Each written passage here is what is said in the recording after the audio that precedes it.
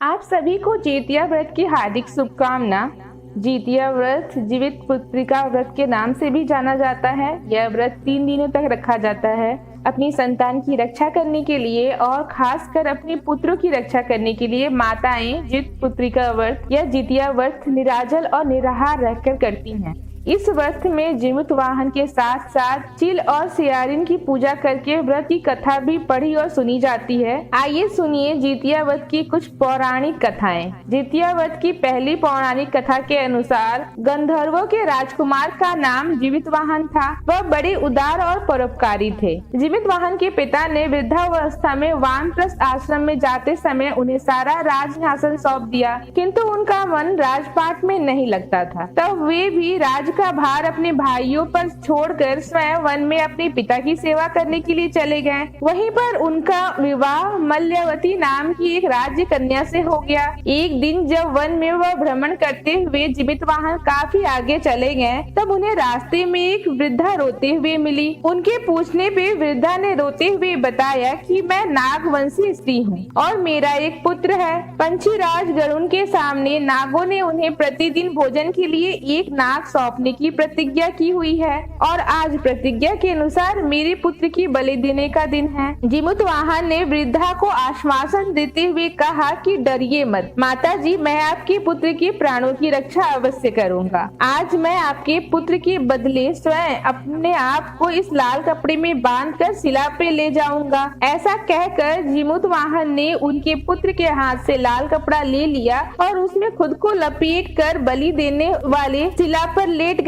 नियत समय पर पंछीराज गरुड़ बड़े वेग से आए और लाल कपड़े में ढके जीवित वाहन को अपने पंजे में दबोचकर पहाड़ के शिखर पर जा बैठे। अपने पंजे में गिरफ्तार प्राणी के आंखों से आंसू और मुंह से आह नहीं निकलता हुआ देखकर गरुड़ बड़े आश्चर्य में पड़ गए। उन्होंने जीवित वाहन से उसका परिचय पूछा तो उन्होंने सारा किस्सा कह सुनाया। गरुड़ जी उनकी बहादुरी और दूसरों की प्राण रक्षा करने में स्वयं का बलिदान देने की हिम्मत से बहुत प्रभावित हुए और प्रसन्न होकर गरुड़ जी ने उन्हें जीवन दान दे दिया और नागों की बलि न लेने का वरदान भी दे दिया। इस प्रकार जीवित वाहन द्वारा नाग जाति की रक्षा हुई। तब से अपने पुत्र की सुरक्षा हेतु जीवित वाहन की पूजा की परंपरा भी शुरू हो गई। आइए अब सुनते हैं जितिया व्रत की दूसरी पौराणिक कथा। पौराणिक कथा के अनुसार 2 बहन थी। एक का नाम था सुखिया और दूसरे का नाम था दुखिया। दोनों का भाग्य भी उनके जैसा ही था। जैसा उनका नाम वैसा उनका भाग्य। सुखिया बहुत ही गरीब थी और उसके नाम के अनुरूप ही बहुत दुखी भी रहा करती थी। उधर सुखिया उसके नाम के अनुसार अमीर भी थी और हमेशा खुश भी रहती थी। दोनों एक ही गांव में रहा करती थी। दुखिया सुखिया के घर में काम करती, साफ सफाई करती थी, खाना बनाती और जो खाना बच जाता वह खाना सुखिया दुखिया को दे देती थी। इस तरह दुखिया का घर चल रहा था। धीरे धीरे समय बीता। दोनों के 2 बच्चे थे। सुखिया के 2 पुत्र और दुखिया के भी 2 पुत्र थे। जब जितिया व्रत का समय आया तो दोनों बहनों ने जितिया का व्रत रखा। दुखिया सुखिया के घर में काम करती थी। व्रत के दिन दुखिया ने सुखिया के घर जो चावल फटका उससे जो खुद्दी निकली वह उसके लिए रख लिया। साफ चावल सुखिया को दे दिया और साग को जब चुना तो उनकी पत्तियों को सुखिया को दे दिया और डंठल अपने लिए रख लिया। अब दुखिया ने सुखिया के घर का सारा खाना बना दिया और अपने घर चावल की खुद्दी और साग का डंठल लेकर चली गई। खुद्दी का चावल और साग का डंठल बनाकर वह खाना बनाकर अपने बच्चों को खिलाने लगी और खुद भी खाना खाकर सो गई। आधी रात को एक बूढ़ी औरत ने उसके घर का दरवाजा ठकठकाया तो दुखिया ने घर के अंदर से ही पूछा, कौन है? तो बुढ़िया बोली, बेटा हम हैं। दुखिया ने उठकर फाटक खोला और पूछा, अम्मा आपको क्या चाहिए? इतनी रात में आप यहाँ किस लिए आई हो? तो बुढ़िया कहने लगी, बेटा मुझे बहुत भूख लगी है, कुछ खाने को दे दो। तो दुखिया को उस पर बहुत दया आ गई। उसने उसे अपने घर के अंदर बुलाया और कहने लगी, माँ जी हम लोग बहुत गरीब हैं और आज मैंने तो खुर्दी का चावल और साग का डंठल ही बनाया है, क्या आप खाओगे? तो बुढ़िया कहने लगी, हाँ हाँ क्यों नहीं खाएंगे, हमें तो बहुत जोरों से भूख लगी है, लाओ लाओ जल्दी ले आओ। दुखिया घर के अंदर जाकर खुर्दी का चावल और साग का डंठल ले आई। बुढ़िया को खाने को देकर वह सोने चली गई। कुछ देर बाद बुढ़िया ने कहा, मुझे अच्छे से कुछ दिखाई नहीं देता, अब इतनी रात को अंधेरे में मैं अपने घर कैसे जाऊंगी। तो दुखिया कहने लगी, माँ जी कोई बात नहीं, आप यहीं पे सो जाइए, सुबह हो जाए तो अपने घर चले जाइएगा। अब तो बुढ़िया दुखिया के घर में ही सो गई। थोड़ी देर बाद बुढ़िया उठी, फिर उसे कहने लगी, बेटा मुझे शौच लगी है, कहाँ जाऊँ।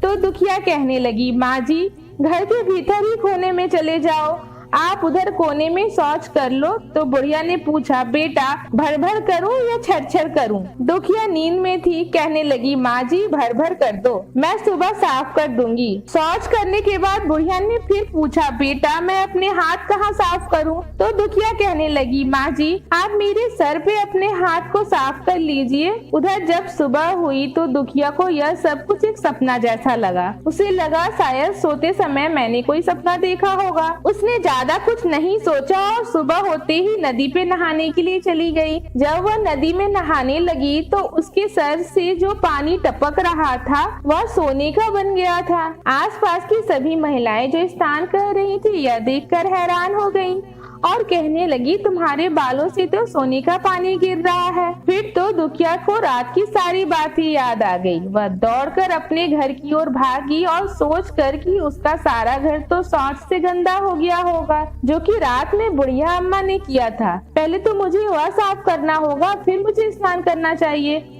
फिर भागकर जब वो अपने घर गई तो उसने देखा कि घर के हर कोने में ढेर सारा सोना बिखरा हुआ है। यह सब देखकर दुखिया बहुत हैरान और खुश हो गई। वह सोचने लगी कि जितिया महाराज अथवा जिमित वाहन की कृपा से यह सब जो माता का रूप धारण करके मेरे घर आए और मुझे इतना भर भर के आशीर्वाद देकर गए हैं। इस प्रकार दुखिया अमीर हो गई। अब उसने अपनी बहन सुखिया के घर जाकर काम करना भी बंद कर दिया। उधर दुखिया जब अपना व्रत पूरा करती है तो अपने पुत्र से कहने लगी कि जाओ मौसी के घर से तराजू लेकर आओ, यह नापने के लिए कि यह कितना सोना होगा। बच्चा बहुत खुशी से सुखिया मौसी के घर गया और तराजू मांगने लगा। तब सुखिया ने पूछा, तराजू में तुम्हें क्या करना है। तो बच्चा कहने लगा, मौसी मेरे घर में बहुत सारा सोना है, उसी को तौलने के लिए माँ ने तराजू मंगवाया है। जब सुखिया ने सुना तो बच्चे से कहने लगी, खाने के लिए तो तुम्हारे पास कुछ है नहीं, और सोना, तुम क्या मुझसे झूठ बोलते हो। तो बच्चा कहने लगा, नहीं मैं झूठ नहीं बोल रहा। सुखिया ने सोचा कि जब तराजू मांगा है तो कुछ न कुछ तो जरूर तौलना होगा, इसलिए उसने तराजू के पीछे गोंद लगा दिया और सोचा कि जो भी वह नापेगी थोड़ा सा तो इसमें चिपक जाएगा। दुखिया जब तराजू पर सोना तौलने लगी तो सोने के कुछ टुकड़े इस गोंद में चिपक गए। जब बच्चा तराजू लौटाने के लिए वापस आया तो सुखिया ने तराजू को उलट पलट कर देखा तो उसे तराजू में सोना लगा हुआ मिला। सुखिया ने सोचा उसके घर में जरूर कहीं से सोना आया होगा, इसलिए तो वह कई दिनों से काम पर भी नहीं आई। चलो चलकर देखा जाए कि आखिरकार दुखिया के पास इतना सोना कहाँ से आया। यह सोचकर सुखिया दुखिया के पास जाकर पूछने लगी कि बहन तुम्हारे पास इतना सोना कहाँ से आया कि तुमने तराजू मंगवाया। तो दुखिया ने साफ मन से उस रात की सारी कहानी अपने बहन से बताया। दुखिया का मन एकदम सच्चा था, इसलिए उसने कुछ भी नहीं छुपाया, सच सच सब बता दिया।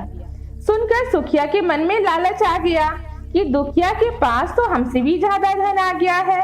अब अगले साल जितिया में मैं भी खुर्दी का चावल और साग का डंठल ही बनाऊंगी। यह सोचकर अगले साल जितिया का व्रत दोनों बहन ने रखा। सुखिया के पास तो हर तरह का सुख था और धन भी था, फिर भी सुखिया ने व्रत वाले दिन चावल फटक कर साफ किया और साफ चावलों को फेंक दिया। खुर्दी को अपने पास रख लिया, साग को तोड़ा तो पत्तियों को फेंक दिया और डंठल को अपने पास रख लिया और वही खाना बनाकर खा पीकर पूजा पाठ करके सोने चली गई। फिर आधी रात में उसके घर पे भी बुढ़िया आई। दरवाजा ठकठकाया। सुखिया आंखें बंद कर उन्हीं का इंतजार कर रही थी। उसने तुरंत दरवाजा खोला और बुढ़िया को अपने घर के अंदर बुला लिया। थोड़ी देर बाद बुढ़िया कहने लगी, बेटी मुझे बहुत भूख लगी है, कुछ खाने को दे दो। तो सुखिया कहने लगी, माँ जी मैं तो कुर्ती का चावल और डंठल का साग ही बनाई हूँ। बुढ़िया कहने लगी, कोई बात नहीं मैं खा लूंगी। सुखिया ने सुखिया ने खाना परोस के बुढ़िया को दे दिया और खुद सोने के लिए चली गई। तो बुढ़िया कहने लगी, बेटी अंधेरे में मुझे कुछ दिखाई नहीं देता, क्या मैं तुम्हारे ही घर पे रुक जाऊं?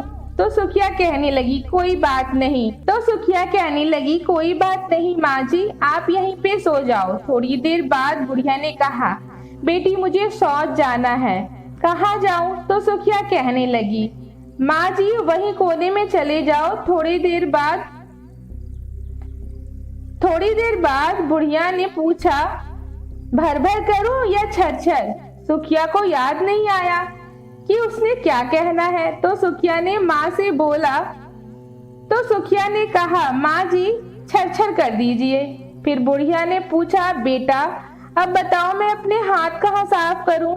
सुखिया बोली, माँ जी मेरे सर पे हाथ साफ कर लीजिए। बुढ़िया अपनी हाथ सुखिया के सर पर साफ कर देती है। जब सुखिया सुबह उठी तो उसने देखा कि उसका पूरा घर तो गंदगी से भरा हुआ है और उसके बालों में भी गंदगी लगी हुई है। यह सब देखकर सुखिया बहुत दुखी हुई और गुस्से में आ गई। अपनी बहन को बुलाया और उस पर भी गुस्सा करने लगी कि तुमने मुझसे झूठ क्यों कहा, तुमने मेरा पूरा घर गंदा करवा दिया। तो दुखिया पूछने लगी कि बहन तुमने क्या कहा था? सुखिया कहने लगी, मैंने तो छर बोल दिया। तो दुखिया कहने लगी कि बहन तुमने यही तो गलती कर दी, तुम्हारे पास तो सब कुछ था, किसी चीज की कोई कमी नहीं थी, फिर भी तुमने लालच किया। मेरे पास तो उस दिन कुछ भी नहीं था, इसलिए मजबूरी में मैंने उन्हें डंठल की साग और कुर्की की चावल ही खिला दिया था। भेष बदलकर अपने घर आए हुए भगवान का अपमान किया है। सब कुछ रहते हुए भी तुमने उन्हें साग और चावल खिला दिया, इसलिए तुम्हें लालच नहीं करना चाहिए था। तुम्हारे साथ जो कुछ भी हुआ है वह तुम्हारी लालच का ही फल है। बहन दुखिया की बात सुनकर अब सुखिया को अपनी गलती का भारी पश्चाताप हो रहा था, लेकिन अब वह कर भी क्या सकती थी। दुखिया को सुखिया के हालत पर तरस आ गया, तो उसने अपने घर से थोड़ा सा सोना लाकर अपनी बहन को दे दिया ताकि उसका आने वाला समय अच्छे से बीत जाए। यही थी जितिया व्रत के दिनों में सुने जाने वाली पौराणिक कथाएं। अगर आपको यह कथा पसंद आई हो तो वीडियो को लाइक कीजिए और चैनल को सब्सक्राइब करके जाइएगा। धन्यवाद।